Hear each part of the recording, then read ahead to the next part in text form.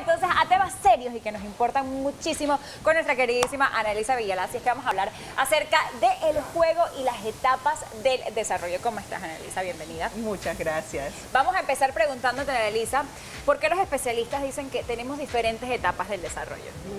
Fíjate que cuando se va mirando cómo es el crecimiento de un ser humano, entonces la ciencia ha ido dividiendo esos periodos de crecimiento en diferentes etapas para que pueda ser más fácil estudiar cada etapa y ver de qué edad a qué edad ocurren ciertas cosas.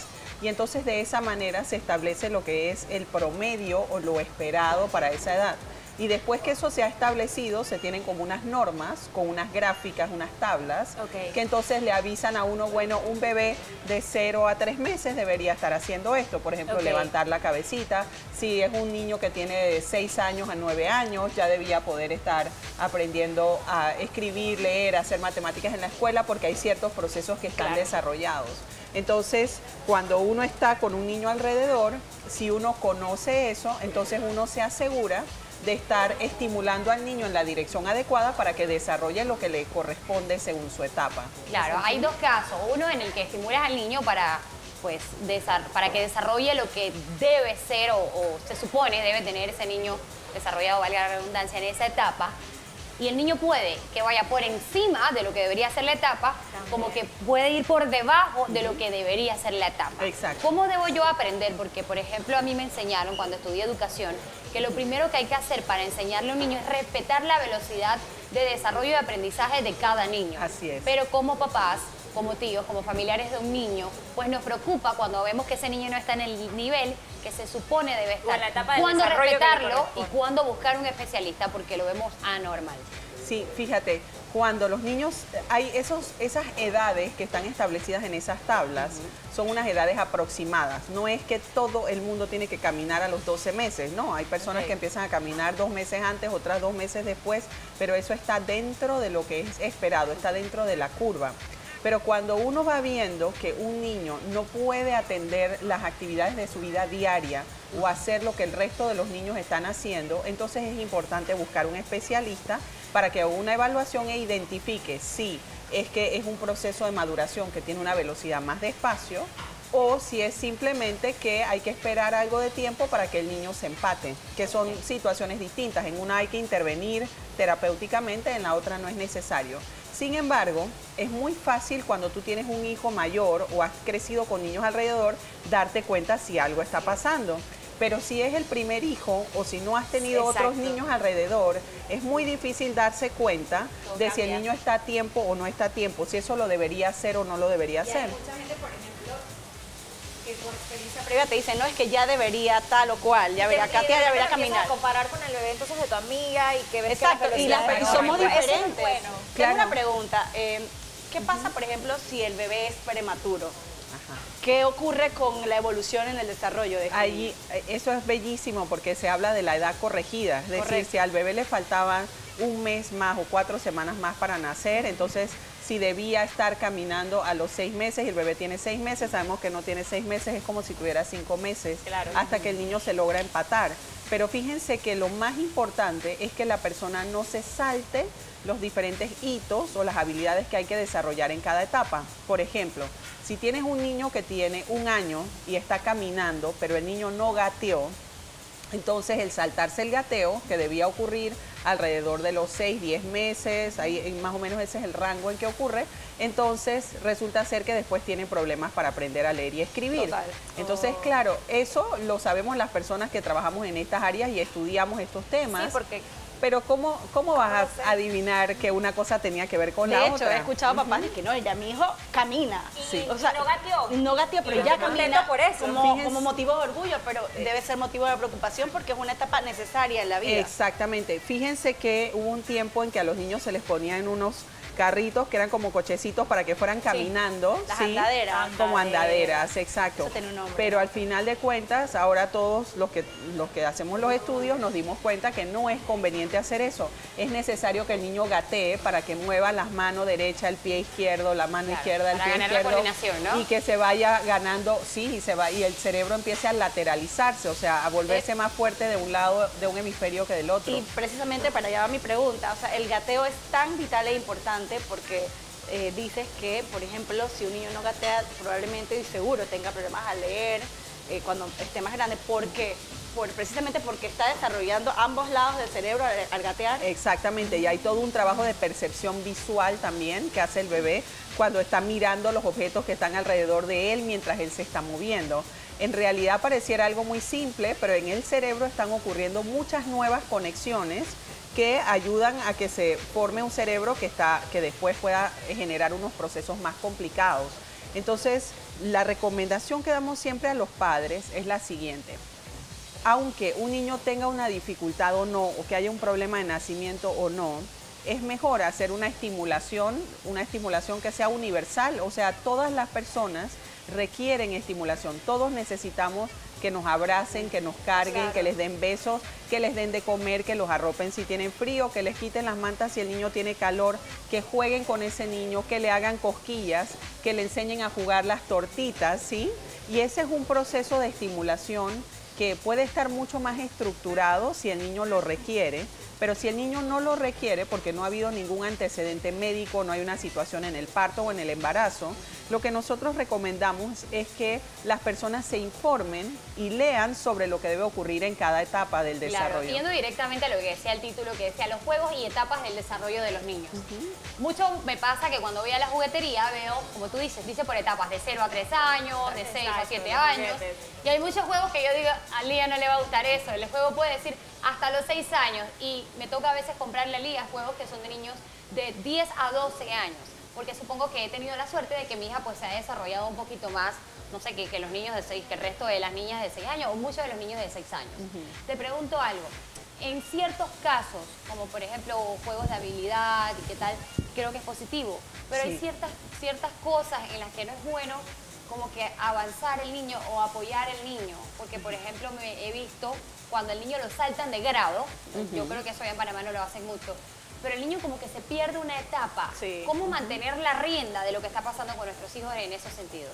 Mira, cuando encuentras una persona que tiene una habilidad específica, que es lo que me estás mencionando, esa habilidad debe ser estimulada y reforzada, pero sin olvidar las otras áreas.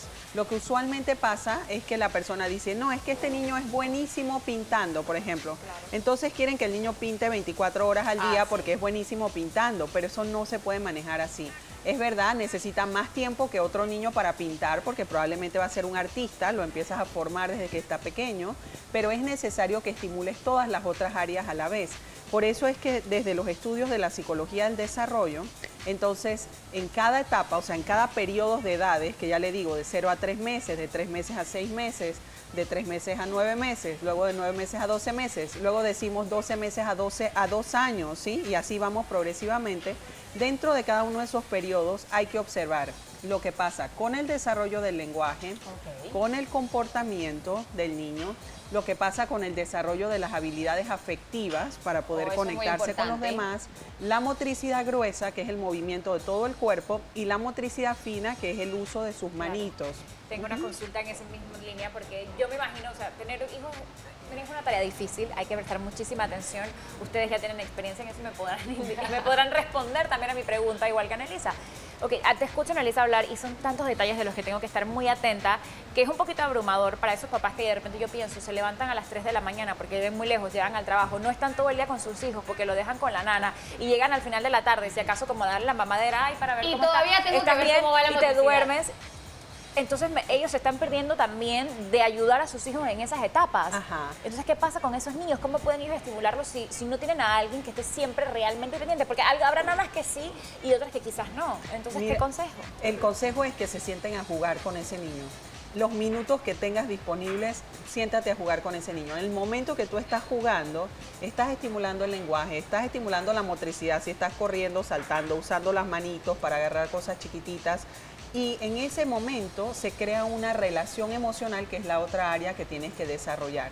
Si a ese niño le está pasando algo y tú te sientas a jugar con ese niño todos los días, aunque sean 5 minutos, tú te vas a dar cuenta que va pasando el tiempo y todavía no puede pronunciar la R, o va pasando el tiempo y todavía no puede agarrar bien el lápiz. Entonces, aunque todos tenemos mucho trabajo y la realidad es que es complejo y es muy demandante, cuando uno sabe qué tiene que mirar, entonces se facilita la situación. Claro, porque son un millón de cosas que hay que mirar, sí, pero en realidad son un par de categorías que tienes que mirar. Uno Voy a hacer es la tu listita, alimentación. anotarla allí.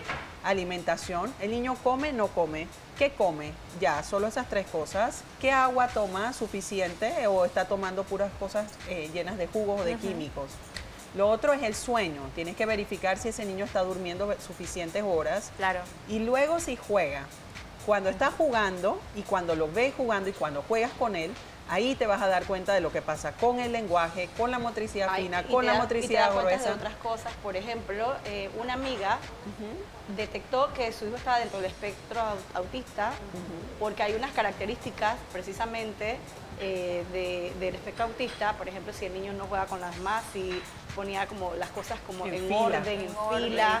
Y ella había como leído algo del tema con la observación. Y es una muchacha Y que jugando. tiene 2 trabajos. pero ella decía, y además el instinto de madre también. Claro, te indica que algo pasa. Nosotros las mamás siempre he dicho que tenemos ese sexto, séptimo, octavo, noveno sentido para percibir cosas, ¿no?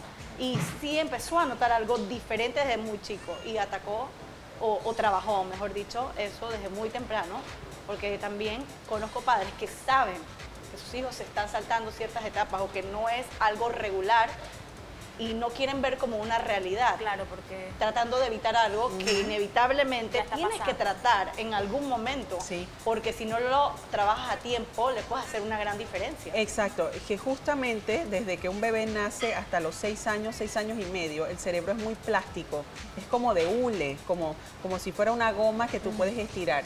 Si algo le está pasando a ese niño, si se está cultivando algún trastorno o algún desorden en el desarrollo, entonces uno estimula ese cerebro a través de juegos, actividades, ejercicios, y el cerebro entonces se reactiva o activa otras áreas que no estaban activadas anteriormente. Cuando van pasando los años, entonces se vuelve más difícil. Por eso es tan importante la detección temprana. Fíjate que ahora que mencionaste autismo, hay unos movimientos repetitivos que son unos síntomas o signos característicos de ese trastorno. Uno de esos es este movimiento con las manos. Esto se llama aleteo y es bueno que todo el mundo lo pueda tener claro, porque cuando el niño se emociona mucho y está muy contento o está muy bravo haciendo una pataleta, constantemente hace este movimiento o camina de puntillas como si fuera un bailarín de ballet. Y se la pasa caminando de un lado al otro en puntillas. Entonces, si uno observa que un niño está haciendo esos movimientos repetitivos sin control y que por más que uno le baja las manos al niño o que le digas que no, el niño lo sigue haciendo, quiere decir que tienes que ir a buscar un especialista porque algo más le está pasando a ese niño, ¿sí? Y puede tener 100.000 explicaciones, pero un médico, neurólogo, pediatra, un psicólogo clínico les van a poder ayudar. Una pregunta, mejor guía. Cuando mi hija tenía terror nocturno, que son estas pesadillas que le dan y despiertan y siguen quejándose de algo, ella hacía el aleteo. Ajá. ¿Eso es normal en cualquier niño o puede ser un indicio de que el niño tiene un problema? Pues? Mira, lo que está avisando ese movimiento es que el cerebro no está pudiendo manejar las cargas eléctricas de la manera que debería ser y entonces por eso está haciendo unos movimientos involuntarios. Se puede dar en cualquier niño. Se podría dar en cualquier niño, pero hay una línea muy fina entre lo que es normal y no pasa nada y el otro lado donde sí le está pasando algo al cerebro.